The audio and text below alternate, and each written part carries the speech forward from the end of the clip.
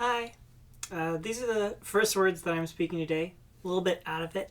I've been out of it a lot lately. I blame it on my messed up sleep schedule. I've been staying up late most of the time and getting later and later, and the later I stay up, the later I wake up, and the later I stay up again the next night because of it. But then once a week, I work for 8 hours and have to wake up early for that, so it like starts me on this weird thing where it's like one night a week I either like have too little sleep and crash once I'm back from work, or and anyways, it's just like inconsistent, you know. So feeling out of it. I start to procrastinate because I feel weird because I'm not sleeping properly. Yeah. Anyways, so here goes on this. This is another picture book library haul, and so I'm just gonna starting from my least favorite of the day, and going up to my favorite. Okay, my least favorite today is called Greta and the Giants. Inspired by Greta Thunberg's Stand to Save the World by Zoe Tucker and Zoe Persico. Okay, so I've reviewed a Zoe Persico illustrated book before, I believe. It was the What Ifs. So the art is cute, you know, really an undeniably appealing character design, even if it is an art style that I kind of feel like I see around a lot. Very adorable. The reason that I didn't like this book is because of the way that it juxtaposes with my understanding of Greta Thunberg's actual real-life message. The story in this is about, it starts out as a pretty, like, straightforward one-to-one fable, like, version. What's the word for that? Analogy for climate disaster stuff. There once was a girl who lived in the heart of a forest. Her name was Greta, and then the animals in the forest are like having trouble. They come to her and they say, the giants are ruining our place. The greedy giants have forgotten how wonderful the forest was. They didn't see the little birds and bugs and butterflies, and they made this huge city that's polluting the world. And Greta doesn't know what to do about it, so she just, stands there with a sign. And it's kind of supposed to be a story that's about, like the same kind of message that Greta Thunberg has of, like, you're never too small to make a difference if you just, like, speak up and like don't be afraid to speak up even if you're small against injustices in the world. The problem that I have with this book is that while Greta Thunberg's message is sort of, I think, quite notably viciously pessimistic, angry. You know what I mean? Like, angry. Greta Thunberg is not somebody who just stands there quietly and holds a sign that says stop. She's somebody who, like, every time I listen to her talk, like, she moves me with how furious she is, and righteously furious, and she has very harsh words for the people in power, and I think it's notable to me. What's notable to me is that there's this tone in what Greta says sometimes that has this sort of like, I know you're not going to listen to me. I know you're not going to change. Like, we need to change, but then there's this like subtext in a way of like, I know you're not going to. I know you're not good enough. I'm already disappointed in you. Maybe that's just me, but I read this like this very kind of powerful pessimism into Greta Thunberg's speeches and messages, and I kind of like that. At the very least, I think that even if you interpret her messages as actual, like, hopeful pleas that somebody will listen and do something about it, if she's, passionate enough and angry enough and outspoken enough about it, there's still a very strong message of, like, take me seriously. Take me seriously even though I'm a child. Like, I may be a child, but children should be taken seriously. This is our world that you're ruining, and that's why we should be taken seriously. This is the world that you're making for us to be adults in, and for us to be children in right now. Take us seriously. And that's a powerful part of her message, too, that I really appreciate. The thing is, this book ostensibly makes that argument in saying that, like, no matter how small you are, you can still make a difference. Just speak up. And, that's the theme. These tiny characters speak up, right? But there's a condescending tone to the book itself to me. Even though it has that message, because of the ending. So all they gotta do is they just gotta stand there with their signs, and then slowly, like more and more people stand there with their signs, and then the giants are eventually start listening. Now, so far this analogy is holding, right? The giants did sort of stop and listen. Greta Thunberg is not without a platform. But then it says the giants shuffled and fidgeted and stomped their feet on the ground. They were embarrassed and a little bit sad. You see, the giants were so busy building, they didn't see what they were doing to the forest or the animals who lived there. The giants felt terrible. "We're sorry," they said, and they promised to try harder. What are you talking about? No, they didn't. No, they didn't. And not only is that, false, but also, it's a falsehood that misses the entire point of Greta Thunberg's message and the kind of the themes of her messages and the way that she delivers her messages. The point is that they're not remorseful, they're not listening, and that's why we're angry. They're not stopping and listening, they're not sorry, and even if they are, it's a very performative sorry most of the time. The fact that this story is it's a kid's book, so let's give it a happy ending where the giants feel bad and aren't such bad people, actually, that's condescending to the reader. That's saying, we should dumb it down from reality for a child. No, you're talking about Greta Thunberg. Greta Thunberg's whole point is stop treating me like a child, treat me like a human, because children are humans. Give me the respect. Look at me talking with such, passion and anger. I am mature enough to understand what's going on, and I'm going to tell you what's going on. I'm not going to wait for you to dumb it down for me. I'm going to tell you what's going on. This book feels like it's dumbed down for kids, which I don't understand how you could tell a story about Greta Thunberg and then dumb it down for kids. It misses the entire point. It also feels really insincere because, this isn't what happened. I think that if you want to tell a story about Greta Thunberg and what she does, you should respect her by having her say her message to the giants, and then in this part, instead of fidgeting and feeling sorry, the giants lie and say no and or say yes and then continue to do the thing, and then have Greta Thunberg get angry and in some ways maybe somewhat impotently angry because the giants are continuing to do this stuff towards to the end. That's what's really going on. If you're going to tell a story about Greta Thunberg, use it to piss off your readers and get them passionate about fixing the bad ending. Don't give them a good ending it's all it turns it into just a story. We're going to start out talking about Greta Thunberg, but then we're going to make it just a story. No, make it real. I don't know. That really pisses me off. And they acknowledge in the back that this story is telling a lie and that it didn't turn out this way. Why not just tell your story truthfully then? I don't get it.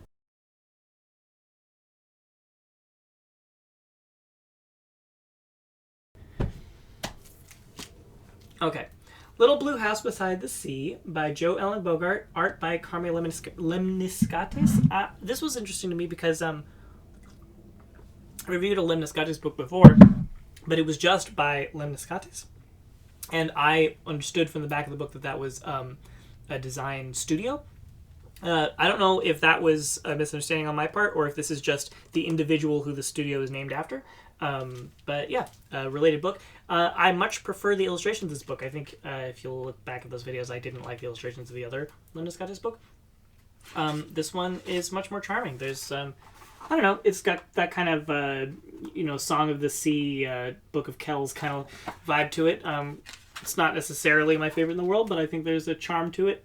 Nice, flat charm to it. My only problem with this book really is that I found it very boring. I don't know. I don't know what to say about it. There's a special place for me, a little blue house beside the sea. It nestles on its cliff so high and watches as the boats go by. Long grass dances in the breeze. Flowers feed the honeybees. It's just kind of a nostalgic book, talking about what it's like to be on the coast in Canada, like Newfoundland. I feel like by being in rhyme, the text is very limited to very sort of a simplicity that that robs it of a personality and robs it of an actual like emotional like placing me in that place, which is the entire point of the book, is to place you in this location.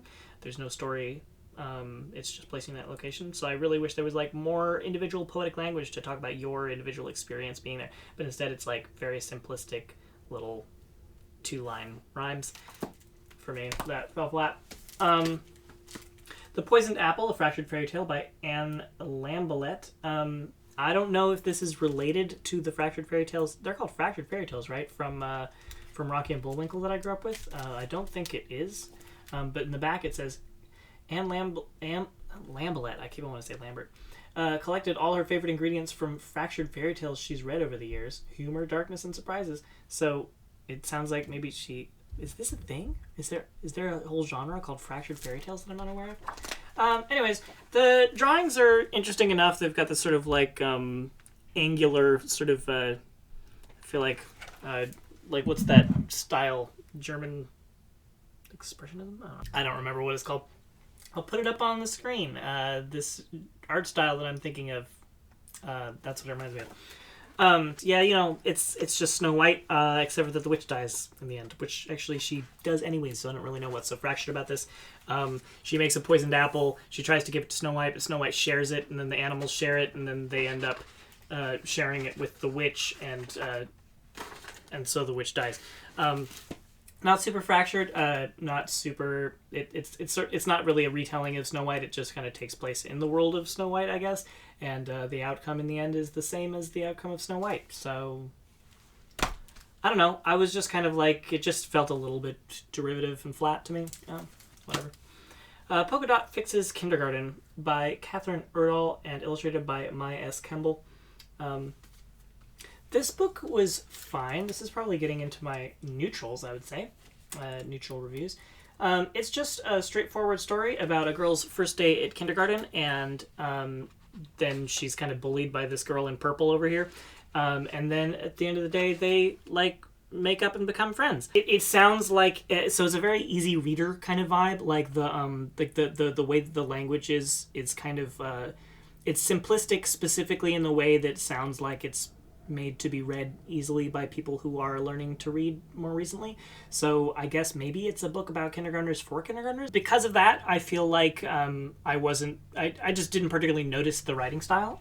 The story itself is sort of, kind of predictable. It starts out with like, it's, Fixes Kindergarten, right, is the name of it. And then it starts out with like, my grandpa always fixes everything, but when I'm in kindergarten, I have to do it all myself. And then something goes wrong, and at that point, like, pretty early on, this story is going to be about her fixing it, and then it all being nice in the end. And it doesn't go anywhere beyond that. It just hits the points it needs to make that point. So, whatever. I guess as far as books introducing the concept of kindergarten, and specifically the social aspect of kindergarten, it's not bad. It was a pleasant enough book to read, but didn't stand out to me. Interstellar Cinderella by Deborah Underwood, illustrated by Meg Hunt. Okay, I do actually have a little bit of a bone to pick with this, but I'll get to it in a moment. First of all, I do want to compliment the art. The character designs are cute with those big black irises or pupils or whatever, and kind of a loose, wacky style that I appreciate. So that's cute. And it's I if you know me in real life, you know that I have somewhat of an affinity for sci-fi girl mechanic characters, or actually just girl mechanic characters in general. So the fact that in this is Cinderella as a spaceship mechanic, that's why I got this book. I found that appealing, and I still find it appealing having read the book. That said, I guess maybe because I'm overly attached to the concept of girl mechanics, I was expecting a little bit more, and I'm particularly bothered by this attitude on the back here. It says in this review from Publishers Weekly, Underwood gives Cinderella welcome agency and independence. And that kind of, the fact that they said that, but also the fact that they put it on the back of the book tells me that that's like, that there's sort of a mission statement in there, that like, oh, we're gonna make like a feminist version of Cinderella. And, not hard to make a more feminist version of Cinderella, since Cinderella is not a very feminist story, but I don't know. Okay, I'll get into the specific bone I have to pick here. What they're referring to when they say that Underwood gives this Cinderella welcome agency and independence is pretty much just one page, which you know is coming if you've read a feminist book, feminist retelling of a fairy tale before, which is the one where at the end the prince says, "Be my bride." She thought this over carefully. Her family watched in panic. "I am far too young for marriage, but I'll be your chief mechanic." She refuses the marriage. She doesn't get married to the prince in the end. And that's feminism. That's not enough for me. Sometimes feminists do get married, but that's beside the point. I think the mechanic not getting married to the prince in this situation is totally fine. In fact, I almost think you don't need to make that big of a deal of it. Maybe just don't even have the prince propose at all. And that would honestly, to me, be like a more feminist book. Like making a point of that. It doesn't even make sense for the story for the prince to be proposing to her. He just wants her to fix his ship, and then because she does it so well, he wants to marry her. I think you could have just left that out, and it would have been more feminist, because you just replace, take out the assumption that marriage is going to be a thing at all. But the other thing that I have is when I hadn't even read this quote on the back that said that Cinderella gets welcome agency in this. But I was reading this, and it went, "Once upon a planetoid amid her tools and sprockets, a girl named Cinderella dreamed of fixing fancy rockets." And then she goes, "But late each night she snuck away to study ship repair. One day her wicked stepsisters came dashing in excited. 'The Princess Royal Space Parade, our family's invited. I wish that you could come, my dear. Alas, no room, although why don't you fix that broken ship and fly it to the show?'" And it sort of sounds like the evil stepmom is saying that in mock, like you can't come to the ball because you are stranded here and the only ship here is a broken spaceship. If you could fix it, then you could come to the ball. And I was like, oh, cool. They're gonna and I hadn't read the back of the book at this point, they're gonna give Cinderella some actual agency here and show that she doesn't need no fairy godmother and magic poofiness. She can just, rough it and fix that spaceship herself, get herself to the damn ball. No fairy godmother needed. And I was excited for that. Very next page, though, well, not the very next page, 2 pages, though, here's her fairy god robot who comes and magically makes everything better for her, including giving her, new fancy clothes and all of that stuff. Wouldn't it have been, that's the moment where Cinderella doesn't have agency. Saying yes, honestly, even though I think that I don't think the prince should have married her in the end, but honestly, if they had the prince propose and her say yes in the end, that actually wouldn't be taking away her agency. The only part of this that's taking away her agency is the part where she has to depend on her fairy godmother to get to the ball, when all that should be necessary for her to get to the ball is to fix the spaceship, which is the thing that she's good at. And so the fact that they take that away, that to me, they actually totally robbed her of agency. And not only does it undercut the, message on the back of the book here that, this is feminist and she, does it herself, but it also totally messed with the plot of the book. The book set me up to think that she was going to fix it herself, and that I was going to think she was cool and scrappy for doing so. But no, that didn't happen. So I was kind of like, what the heck? I feel like this came close and then just totally missed the point. Kind of weird.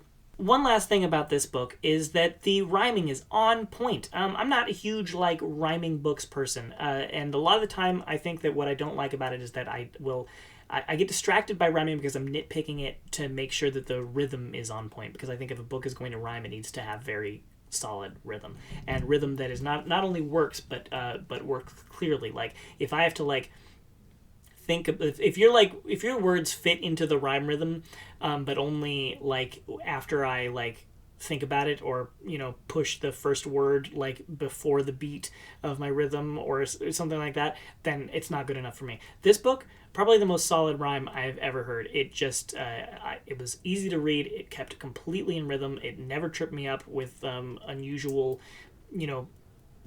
bodging, pushing words into weird places to get the rhyme to fit into the rhythm. No, it just straight up did it. So good job. The Lost Kitten by Leila Torres, illustrated by I'm gonna pronounce that Angeles Ruiz, I think. Maybe it's Angeles, but I think it's Angeles Ruiz. I like the cover on this. I thought that was classy. That's why I picked it out. The art itself is mostly notable just for the color. It's all like blues and whites. So I think that's cool. Oh, I kind of cut the page, sorry. I think that's cool, but otherwise the art style is just kind of, it's fine.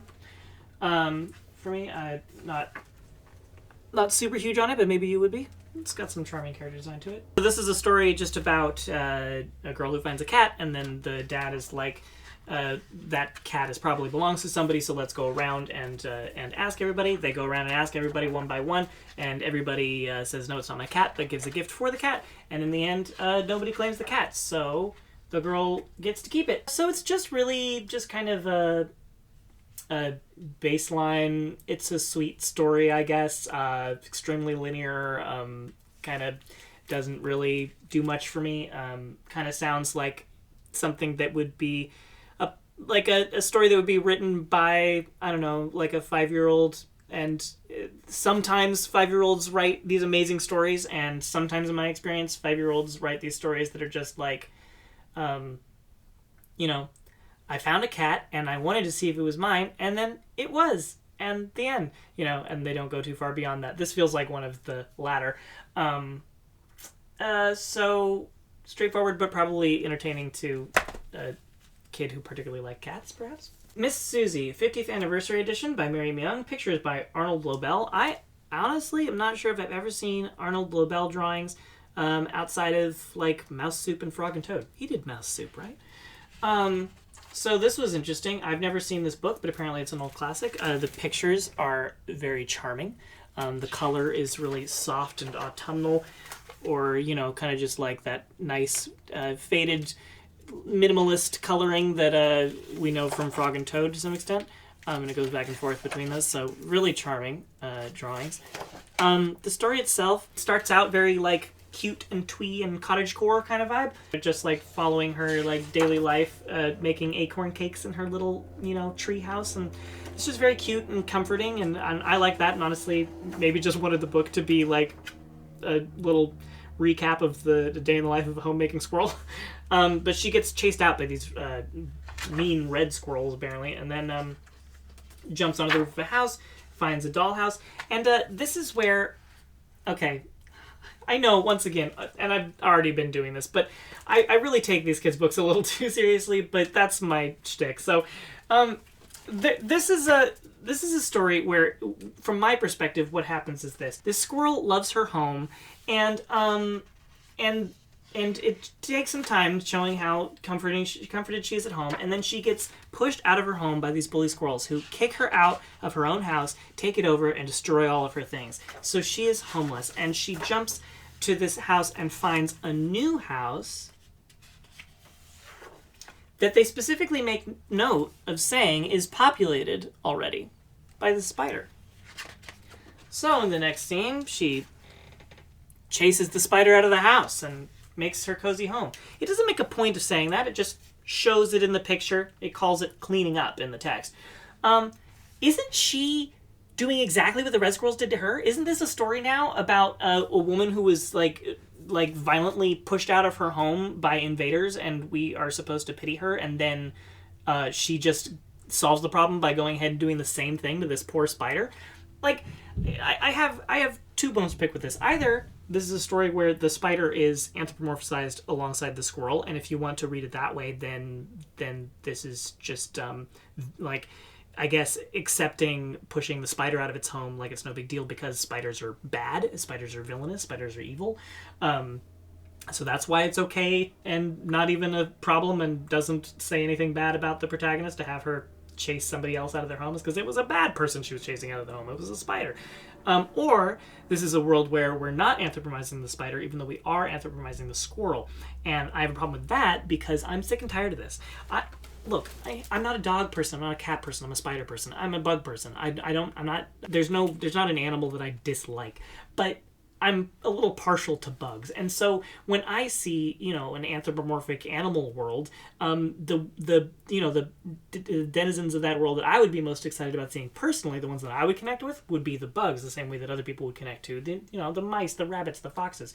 So the fact that I almost never, ever see these anthropomorphic animal worlds include bugs, or actually, that's not true. More specifically, I often see bugs included in these worlds, but they're the animals of this world, right? Like animals, like mammals and birds, maybe, and mostly mammals and birds are like the humans of these anthropomorphized animal worlds, and bugs are the animals of this world. Instead of just having all animals, including bugs, be anthropomorphized, which is what I'd like to see. I'm guessing that this is doing that latter thing. That this, in this case, the spider is being treated more like it's like the pigeons that were living in the rafters, and she's just shooing it out.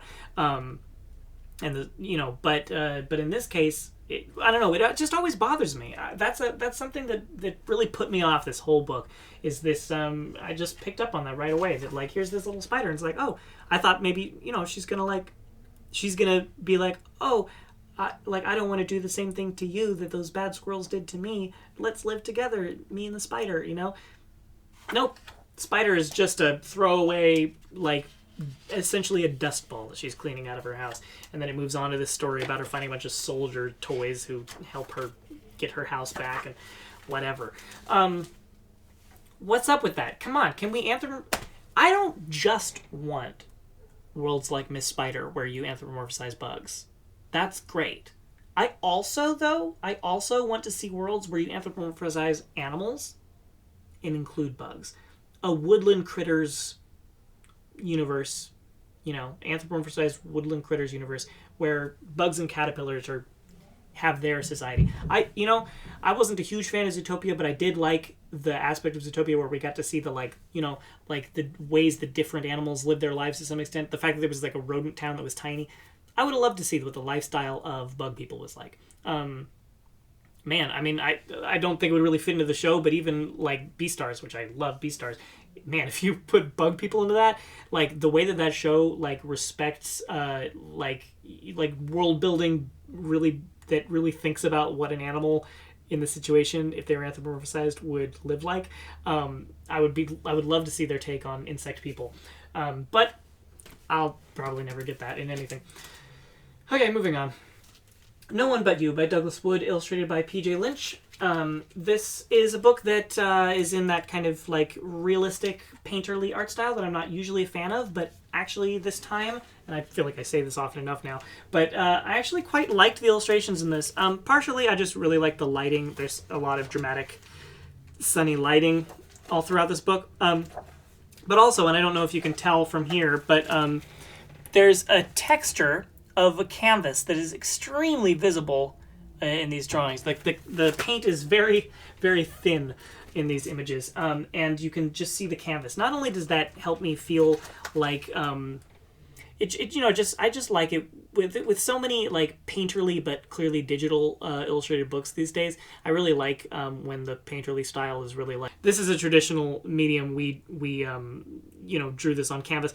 Not that I have anything against digital art. I do digital art myself, but I like it when something's painterly and makes a point of being like painterly. It's like, not that you couldn't totally fake this by adding a canvas texture, but I think this is actually paintings. So anyways, yeah, the canvas texture is really strong and gives a really strong aesthetic appeal to this to me. The story itself, there's not really a story, it's more of a message. It's just this idea that like the experiences that you have are unique to you, and even if you're experiencing like the same world technically as other people, your experience of that world is unique to you, so you're the only one that can experience it. Sort of like the subtext being, everybody is special because everybody's the only person who can experience the life that they experience. That's a totally fine message, and they don't do a bad job of saying it, but they certainly take a long time to say it over and over and over and over again. I think this book dragged on a little bit. I know that's a weird thing to say about a book that's, short, but for me it was just because every page is just like, saying more things that no one can do but you, more experiences you could have that you would be the only person who would have them. It just gives a few too many examples, in my opinion. I was kind of like, okay, we get the point. If you were saying something really different every time, that'd be one thing, but you're saying the same thing over and over again. I guess at least it's provides for showcase for even more pictures that way. But other than that, yeah. So I thought it was fine. Okay, this book interests me. Field Trip to the Ocean Deep by John Hare. The thing that's interesting to me about this book is that the last time that I reviewed a bunch of books, I reviewed a book that was a wordless book about somebody who had a camera that had taken a bunch of photos underneath the ocean. By pure coincidence, I somehow, the very next week, got this book, which is a wordless book about a kid going under the ocean and taking photographs of strange things in the ocean. It's very different from Flotsam, but remarkably similar and came into my life very quickly after Flotsam did. So I was really struck by the weird coincidence that I picked up these two books without knowing that they were on very similar themes. This one's maybe I'll say quicker painting style than Flotsam. Flotsam was very highly detailed. This is a little bit more cartoony. There's definitely some appeal to it. The story itself is cute. There's like this class field trip under the ocean, and then a kid falls down into the depths. There's some cute cameos from various underwater animals, like giant isopods get into this page, and this is sort of like a graphic novel, huh? Well, it's mostly the isopods. I thought the isopods were cute. I guess there's not really actually that many animals. There's a plesiosaur and some squid. And the plesiosaur, to me, I don't know, not as appealing a design as the isopods. I wish they had put more drawings of animals in there. Anyways, they goof around for a little while, and then, the teacher or parent or somebody comes back down to get them from the depths, and it's over. So, it's a fine little book, and they've got some. I like this photograph page in the end where they're kind of like showing the kid showing his photos to everybody. And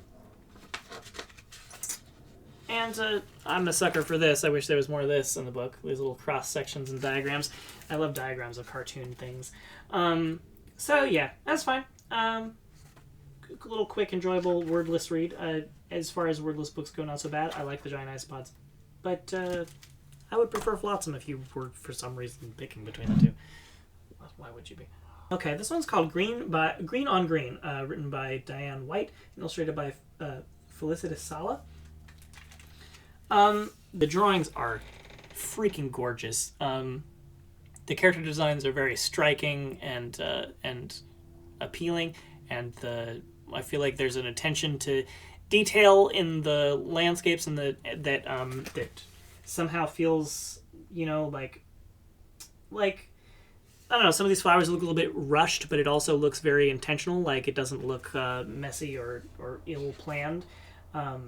There's a lot of movement in all of these pictures. Like I can really feel, that I feel like the characters are not in like static poses at all. This kid's kneeling on the chair and reaching across the table. The chickens are moving in the background. There's just movement and life to all of this, and it shows all of these scenes of life. This is a book about the seasons passing. And it talks about basically the colors of each season. And that's the part of it that is a book that I'm not usually kind of into, is just like, here's just another book that's like poetically talking about, like the seasons passing. There's just so many kids books like that. And like, I kind of feel like just talking about the seasons by being like, spring is green, summer is a different kind of green. It just gets a little old to me. I'd like a little bit more story at this point after reading so many of those types of books. However, apparently I'm wrong, and that's not actually what I want, because I really liked the writing in this book. It's a little pretentious at times, but it was calming and gentle and actually did evoke, memories of the seasons for me. This page is actually a pretty good example of some of the writing that I liked here. Lemonade petals, sunflakes between lemonade, sunflakes, and yellow on green. It's sort of repetitive. The rhymes are very short, but some of them kind of were sweet to me, and it had a calming effect to read it, I think. Spring the meadows, spring the pond, spring the season of new bird song. I don't know, that's a little weird way to phrase it. So I felt like the phrasing was unique enough. The other thing that I think is cool about this book is that it's also a story about pregnancy without saying it. In the first page, it's just this family of three, and slowly with each page, the mom gets more and more pregnant. and then yeah, like towards the end, she's like quite pregnant. And then in the last page, of course, it's the same first page again, essentially, but with a baby this time. And yeah, so art style, yes. Content of story, meh. Writing style, yeah, pretty good. So I thought it was appealing. Mostly fun for the character design, I would say. But yeah, really, honestly, beautiful art style. Just beautiful. Look at it's like watercolor pencils, I think, is what that is. I love it.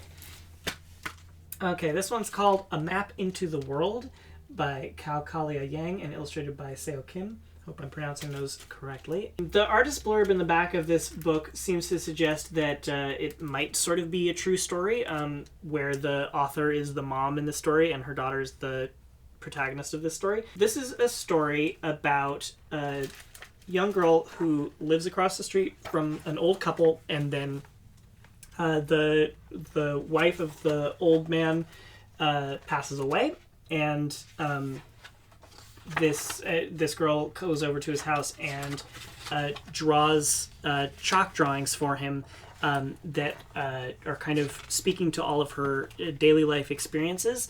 They're like things that she's seen and observed throughout the story. And he asked, "What did you draw for me?" And she said in a whisper, "A map into the world, just in case you need it."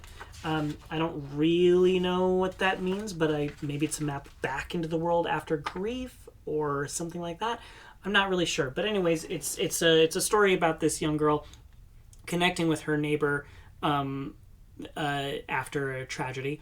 And at the same time, all of these drawings that she does in the end kind of connect to her life throughout the story. And so most of the story is interwoven with just talking about what her daily life is like.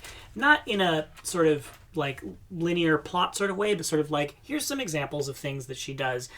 She does this, she does this. This is what her life is like. So less of a day in the life and more of a snapshot of life for this character and presumably for the author or the author's kid.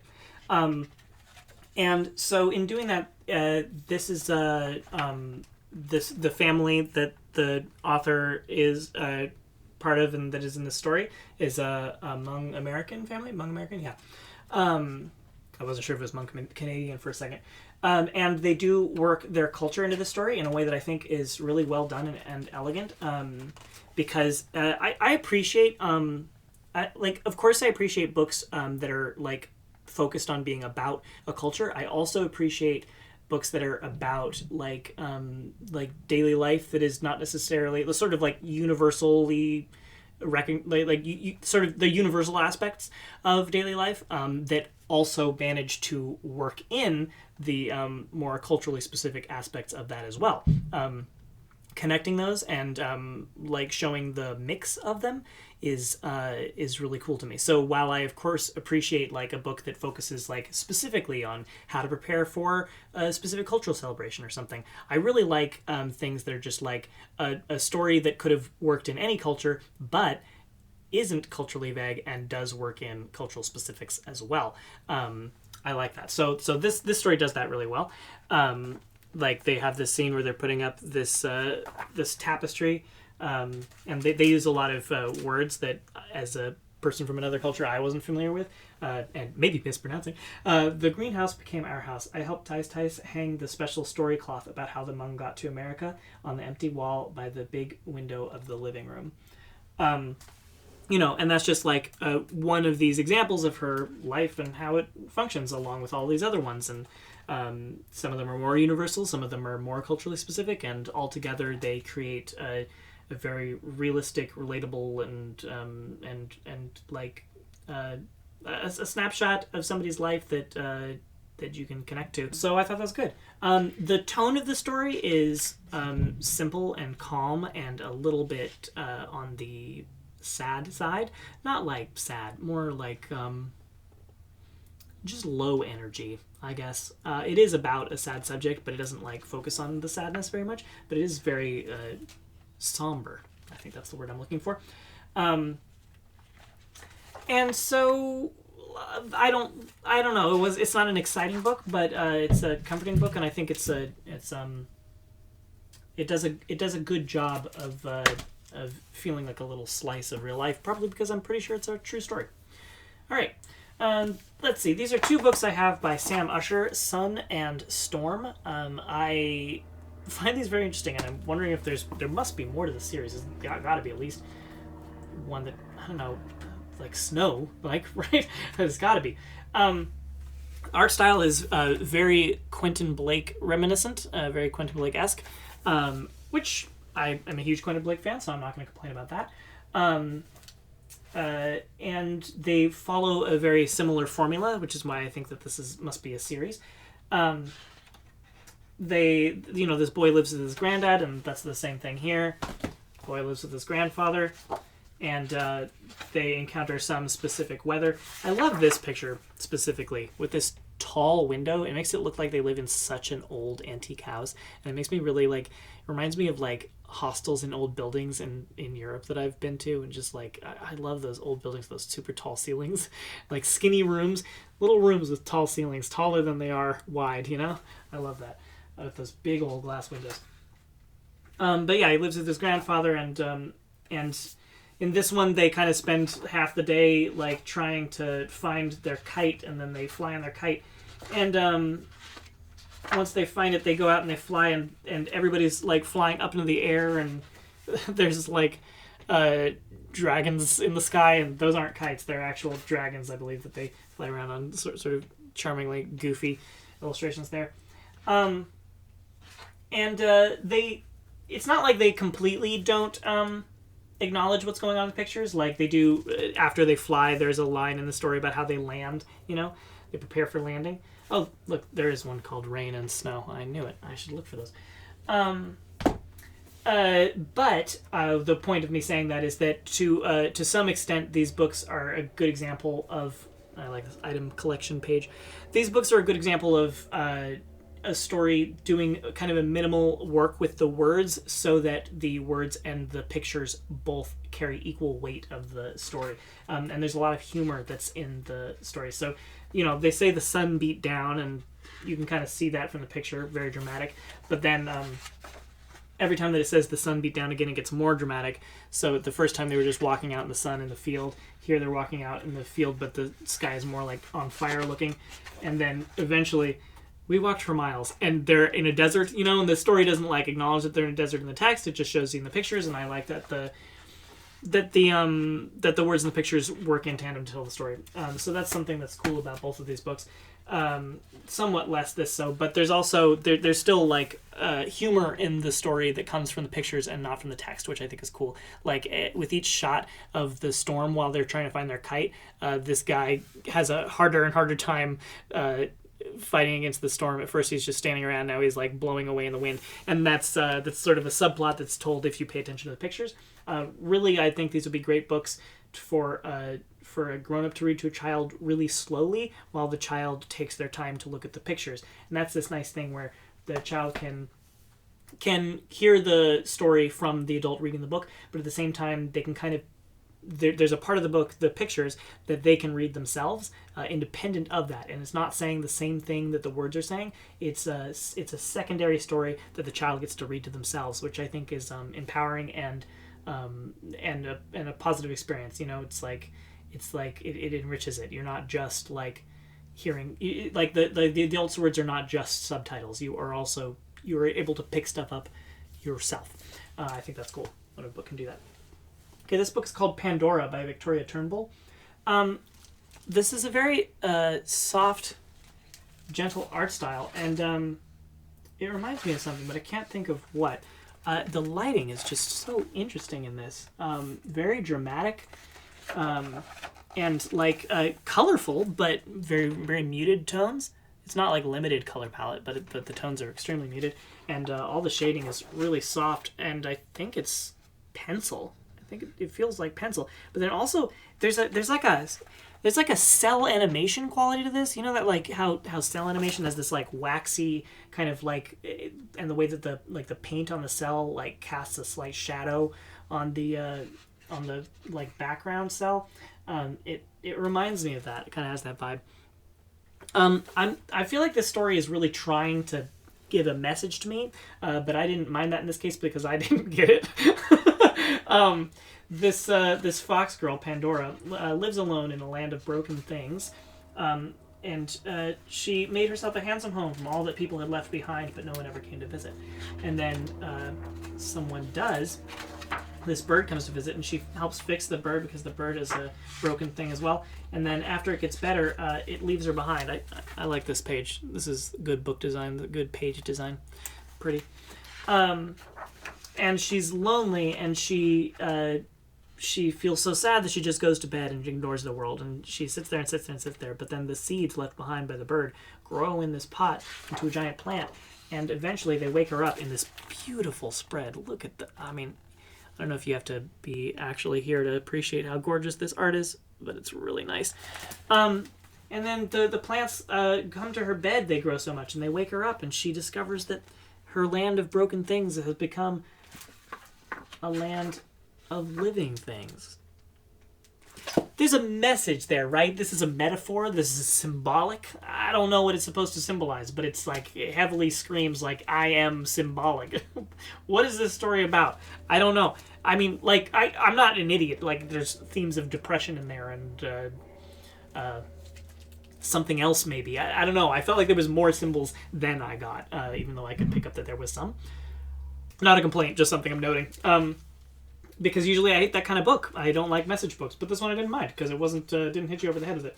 Okay, this is my these last two are my top picks for this week. They're the books that I would put in my positive reviews rather than neutral. This one I was honestly surprised that it made it into this slot. This is Star-Crossed by Julia Danos, I think is how I'm going to pronounce that. And I don't know why, but when I skimmed through this book after I got it from the library, I just got this sense like, oh man, I'm not going to like this book. This is going to be pretentious and weird and ugh. But then I read it and it's actually great. It does a lot of work to do world building, which I wasn't expecting. It's very like, you know, that kind of unexplained fantasy world building that like we're just kind of there's a certain amount of the fantasy that it just asks you to accept and to not question, and in doing so makes a world that feels you know, potentially even bigger than what is presented in the story, right?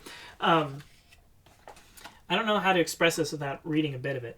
It was a time when there were still students of the stars. Eridani was one of them. And Akamar, well, he was more of a constellation than a boy. She was made of blood and bones, and he was made of space and stars. This girl, Eridani, is like the lead star student at her school, and she's friends with this star boy. This book is surprisingly wordy and never got boring to read to me, which is a refreshing combo.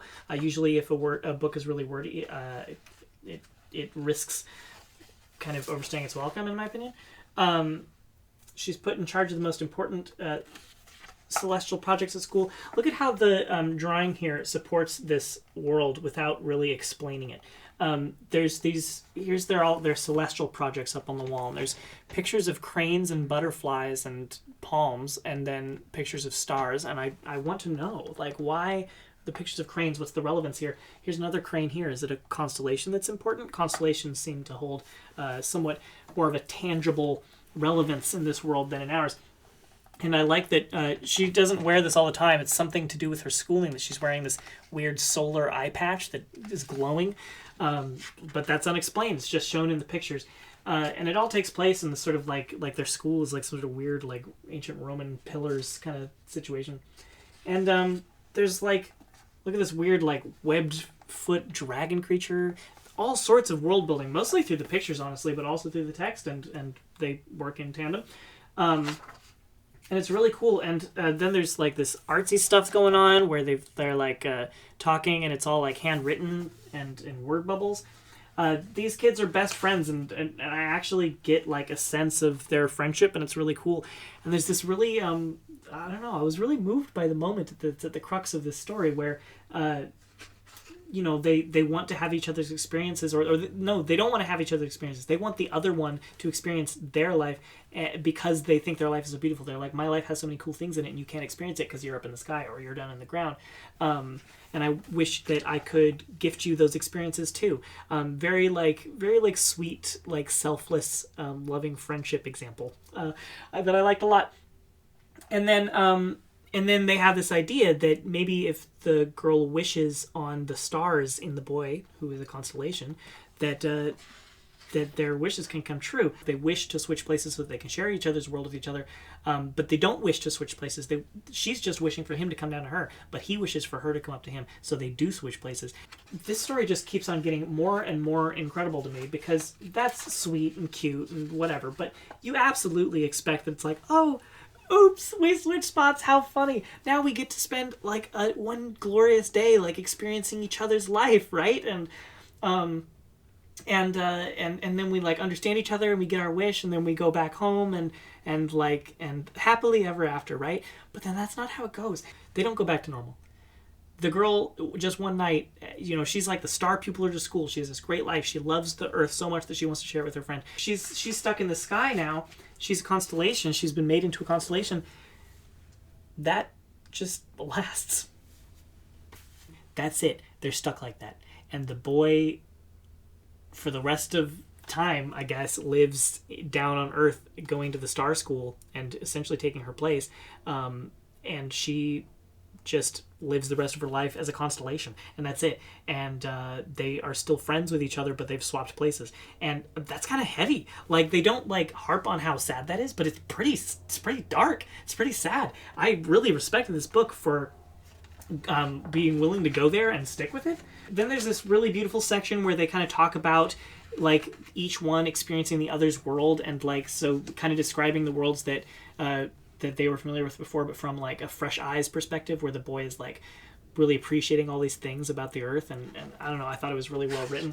And then they just kind of acknowledge that, like, oh, then they have these switched up lives. At the end.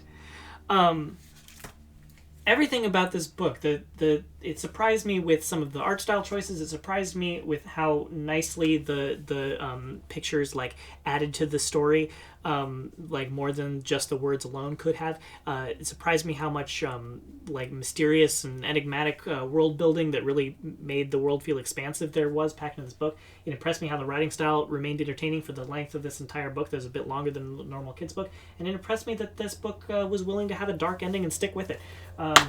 Wow, super cool. Okay, this last one is Tomi Ungerer, and it's Crichter. I'm not going to have as much or as flowery praise to say about this book as I did about Starcrossed, but it's Crichter. I remember reading this book when I was a kid, but it had been so long that when I saw it, I was like, whoa, I'd forgotten about that book completely. So it was so great to reread it.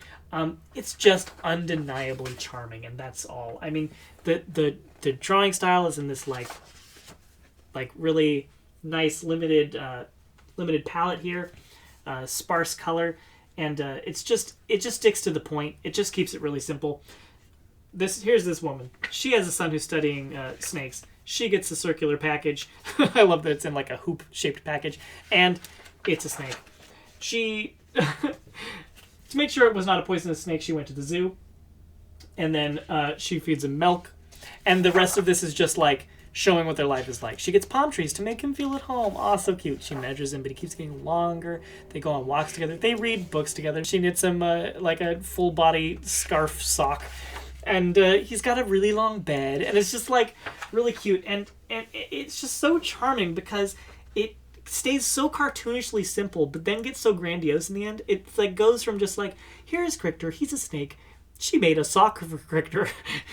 He sleeps in a long bed because he's a long boy, And then by the end, Crichter was a helpful snake. And then there was a series of thefts in the town. That very night, the burglar broke into her apartment.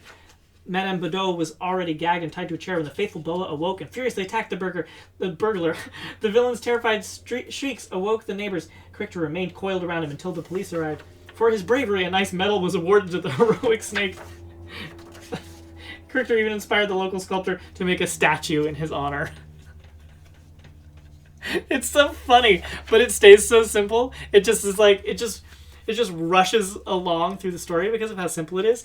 And there's something charming about the speed at which things escalate into this so it's just this whimsical, weird little world. It's like they started with a sort of relatively realistic premise of like, oh, what if a woman had a snake? And then they just kind of like went wild real fast. And it's really charming and cute, and I love that book. So, yeah.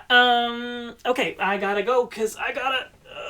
It's been an hour, and I have to go to the library and return these and get my next batch of books. Hopefully, I'll start sleeping better and get on a better schedule and be making book videos more regularly. I gotta like actually put stuff on a calendar and stuff, and maybe I'll actually bother to like make my hair not a total stupid mess.